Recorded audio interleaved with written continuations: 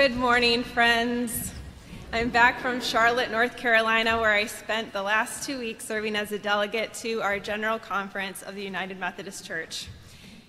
In 2019, I was elected by our conference's clergy to serve on the delegation for the 2020 General Conference. In 2020, we were going to be working through the Protocol for Grace Through Separation, which was a package of pre-negotiated petitions developed to split the church after 40 years of deep and harmful conflict rooted in power, money, sexism, racism, and homophobia. The 2020 General Conference was postponed due to the COVID-19 pandemic and was rescheduled several times, finally, for 2024. Now, by that time, the Global Methodist Church was launched by former members of the United Methodist Church who had disaffiliated since 2019. The launching of that new denomination voided our pre-negotiated protocol. The church has been in a season of extraordinary pain through its splintering. We began our General Conference not really knowing what would happen. Many of the U.S. delegations that were elected in 2019 were also splintered, and new delegates were offered up. So we didn't really know what to expect. But what happened is that we made history. Good history, finally.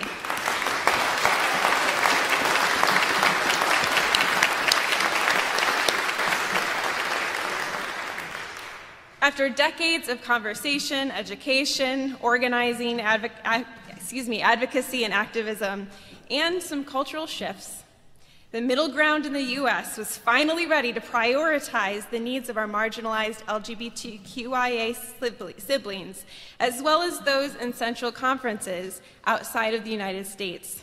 Now, I don't know about you, but the fight for queer inclusion has been a huge part of my experience of the church since I was a child.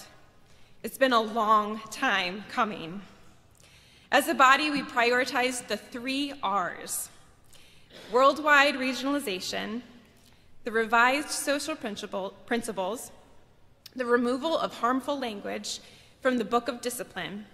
And as a body, we passed every single piece of legislation required to begin the process of decolonizing the church and building global equity.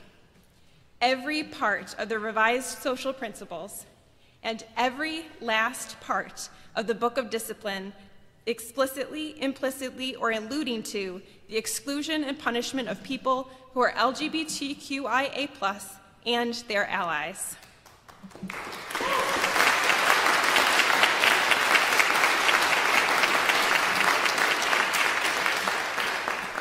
So what does that mean?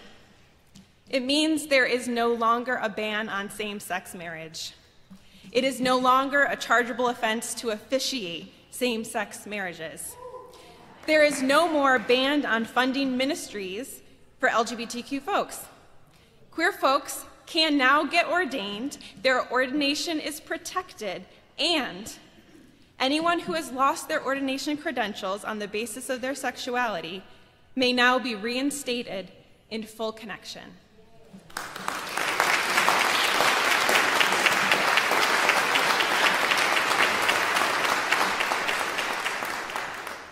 This last week was so affirming that I know of at least one person who is present who came out. And I hope that these changes encourage others to fully embrace who they are and who they were made to be in the image and likeness of God.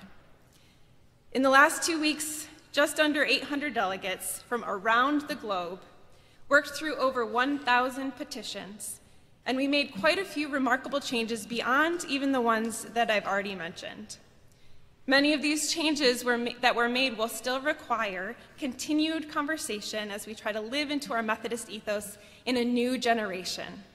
I'm not even going to try to share everything right now because we'd be here all day. But I encourage you to learn more by searching resourceumc.org or by attending our Wednesday evening program at 6 p.m. in the Fellowship Hall. Blessings, and thank you for all of your support.